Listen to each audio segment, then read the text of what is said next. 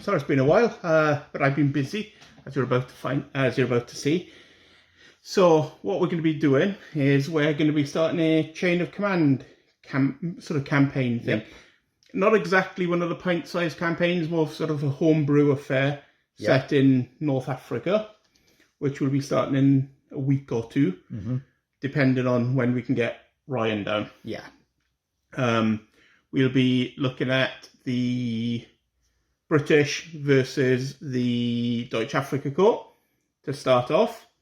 Be using the Perry miniatures, which I've been tirelessly painting, and a board, which I will also show you in this little sort of what's going to be happening today. It's I think, quite impressive.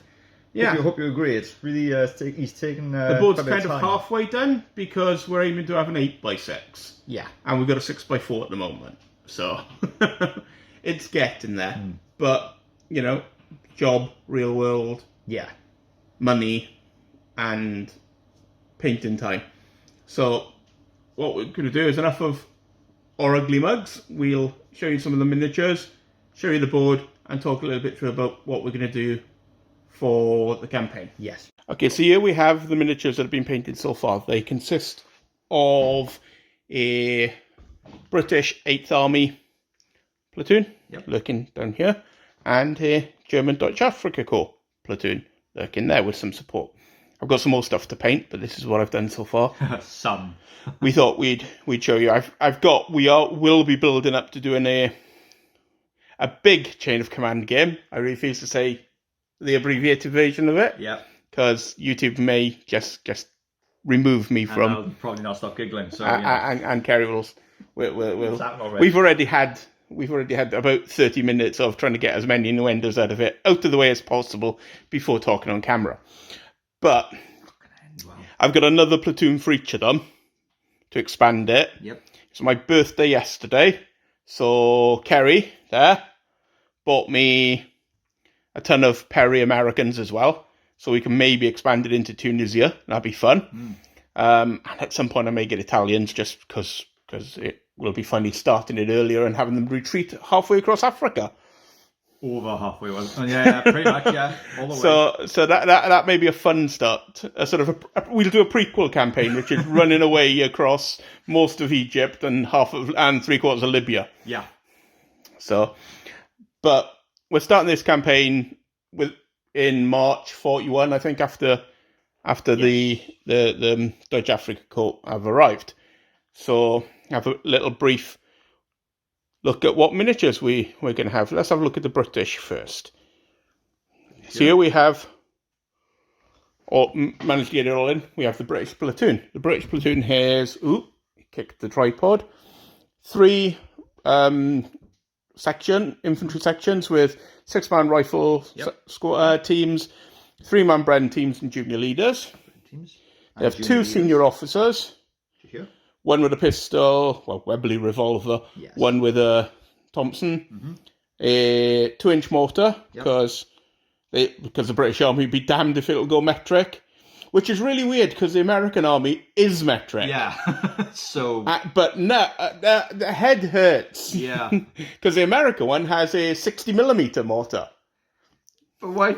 Yeah, let's just not even... No. If anybody knows in an explanation why World War II Americans are metric, not imperial, when no, they're the other way around, that won't cause our eyes to cross and our brains to run out of our ears, please feel free to comment on let it. us know. But there must be a reason. Probably they bought their weapons from somewhere. I don't know. No. I really don't know. I can't explain it. But they got the 2-inch mortar and they got the boys anti-tank rifle. Yep. And then support options for it. We have a Vickers with the other 3 men because it's a 5-man team. Yep. We have the radio operators, who's going to be our spotter for off-table 3-inch mortars. Yeah. So only the American one's a metric. And and the piper. We've got some house rules for a piper. He's going to sort of count as a drinks cabinet plus to rally everybody around, because these are all, you can see, they got Tam O'Shanter hats distributed throughout them. They're going to be the Black Watch. Mainly because my grandfather was in that regiment in Africa in World War II, so I thought I may as well. Yeah. Then we have 3 universal carriers, one with a boys, one with a 2-inch mortar, and one with a Bren. Yeah. And we have a... it's... Mine gone blank. What type of tank is that? It's not a Crusader, not a... I'm going to have to look it up. I can't remember what tank I bought. Damn it. Anyway, I'll put it in the comments because my mind has gone blank as to what tank it is. I can't remember either. I've gone blank too. I think it's like a Crusader. Could be a Crusader. Or something, or a Challenger or something. Yeah. It's one that looked cool anyway. But my mind's gone blank because British tanks confused me in the earlier part of the war. Sorry, everyone. I will put it in the comments and possibly flashing up on the screen like here with what the actual name of it is when my mind stops being switched. Do you know British It's tanks? because I just ate a lot of cake because it was my birthday. So, anyway. So that's these. Yeah, I know the late war ones. I know like the Cromwell, the Churchill. Yeah. I just don't know the earlier ones. No. So then moving on to Deutsche Afrika Korps. So here we have... Move back a bit to get them all in. There we go. Here we have the platoon, which has... It's a Schützen platoon, so it has lots of machine guns. It has all machine guns. 3 squads. Each one has a 6-man team with a MG34 in it with 2 crew. A 5-man team with an MG34 in it with 2 crew. And a junior leader with an SMG. Yeah. They're going to be the 5th Light Division, basically, which were the start of them being, let's have loads of machine guns and act like Panzer Grenadiers proper. So they've got loads of machine guns. Then they've got 1 senior officer, who's the dude with a hat there. Yep. And for support options for them, I've done a 2nd senior officer in case they want it, because they don't come with 2 as a standard. Nope. A 3-man engineer team, looking about there, which will be expanded to be a full engineering section, but I haven't painted the other 4 models yet. No, they're in the house. Radio operator is going to be a spotter, sniper. I need to do a sniper for my British as well, but I haven't got a spare model at the moment for them. Actually, I do now, so I think I may convert it when I come home, when I go back into the house. Yep. They have their anti-tank rifle, which is a Panzerbücher. Panzerbücher. And a 60mm mortar, because they're not... Or is it a 50mm? I think it's a 50mm mortar they have. Is that one? Yeah. Yeah. It's a 3-man team. Yeah, but they're not included as part of the platoon, so they're support. Yeah. I've got Kubelwagen, because I like saying Kubelwagen. Yeah. They've got a truck, just in case we feel like using it for a scenario. It's a Krupp Proxer from Warlord. It was a really nice model, and I felt like painting it, so that's why they've got it. That is a little bit of an annoying kit from Warlord, because if you look at it, I'm going to bring it up here so I can hold it closer to the camera so I can demonstrate. There we are, it's focused. Yeah. It's a 156 scale truck, which won't focus. Hang on, will it focus now? No. Oh, it's just not wanting to focus, is it? Right. But as you can see, it's got a driver that's 156, so if I put it down, it's not. But the crew in the back seem to be a bigger scale. Yeah. They are as well, yeah. So basically, they've got a kid to drive it, it would seem. And I've got a Panzer III Aus D H. I think it may be a H. It's a H. It's either H or a G, actually. Yeah. And again, they're pretty much identical apart from slight differences. But I think that's a G model, but I think it may be a H in the game, but I'm not sure. But that's what's painted so far, anyway. So, and it's a good start of the things to come. I have another platoon for each one. Yep. I have a Panzer IV Aus D. I have a Panzer II Aus B. Yeah. British, I need to do a sniper when I get home. And I don't know what else to do for them yet. I may put in another tank, because I like tanks. Everyone likes tanks. I'd probably put 2 more of those unknown tanks, because they're pretty. I think they're like Crusaders or something. Maybe, but I can't remember. I can't remember. My mind has gone absolutely nuts. So what I'm going to do, I'm going to just check on my list, because I've realised my list was actually sitting right next to the camera, so I can just look it up. It is a Crusader. Crusader. There we are, so Crusader Mark 1. So I may get 2 more of them, so I could do a platoon of them, if I want to. Yeah. So that's what's been done so far. They're all Perry miniatures. We'll put some photos up as well. They're really, really good. Germans are slightly more annoying than the Brits, because if you buy a box of Brits, you get basically the whole platoon in the box. Yeah. If you buy a box of Germans, you don't get enough rifles. Yeah. You get enough models, but you get too many MP40s and not enough rifles for Journey Command. So you have to buy an extra sprue to get the 4 extra rifles you need. It's okay if you do some of the other lists that have 10 in them per squad. Yeah. But this one has 12 per squad, so you're like, oh, I've got 38 models in the box. Damn it. Oh. You know? Yeah. In fact, I think I have to buy an extra sprue of commanders to do the 2 commanders for British as well.